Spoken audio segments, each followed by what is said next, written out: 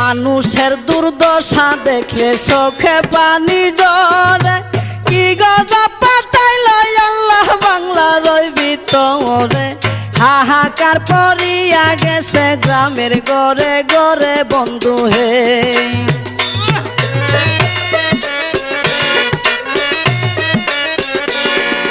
কেহ কান্দে বাতের লাগি, কেউ কান্দে চিল্লাইয়া, কুলের শিশু মইরা গেছে পানিতে ডুবিয়া। সহায় সম্বল কাইরা নিছে, কি হবে বাঁচিয়া বন্ধু হে।